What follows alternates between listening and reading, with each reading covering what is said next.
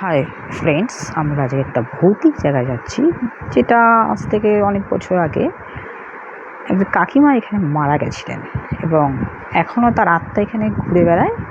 এবং এই জায়গাটা এতটাই ভৌতিক যে এখানে লোকজন খুব একটা কেউ বেরোয় না, আর বিভিন্ন সময় অনেক সময় এখানে অনেক লোক ভূতের খপ্পরে পড়েছে। তো জায়গাটা এতটাই ভয়ঙ্কর, দেখো যে রাস্তাকে গেট দিয়ে বন্ধ করে দেওয়া হয়েছে। একটা রাস্তা, সেটাকে গেট দিয়ে আটকে রাখা হয়েছে, যাতে লোকজন যাতে কোনোভাবে সমস্যা না পড়ে। তো আমরা গেটটা খুলে ভেতরে ঢুকছি, দেখতেই পাচ্ছ গেটটা খুলে ভেতরে ঢুকলাম। এবার আমরা আস্তে আস্তে এগোচ্ছি সেই জায়গাটার দিকে, এবং দেখো পুরো রাস্তাটাই ফাঁকা, কোনো লোক নেই। কিন্তু প্রত্যেকটা বাড়িতেই মোটামুটি সবাই লোকজন আছে, যেহেতু সন্ধে হয়ে গেছে এটা খুব বাইরে বেরোয় না।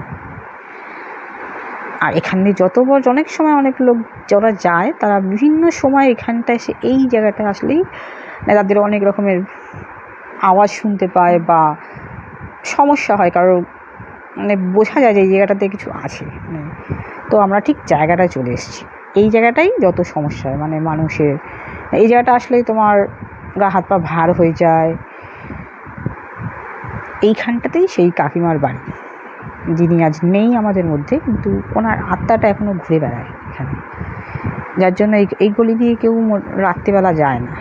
আর আগেই বলেছি, রাস্তাটাকে পুরোটাই তোমার গেট দিয়ে বন্ধ করে দেওয়া হয়েছে, যাতে লোকজন না ঢুকতে পারে। তো দেখো রাস্তাটা পুরোটাই ফাঁকা, আর এই জায়গাটা এতটাই ভয়ঙ্কর, এই যে আমরা যাচ্ছি, এই যে আমাদের গা হাত পা কিন্তু পুরো ভার হয়ে গেছে।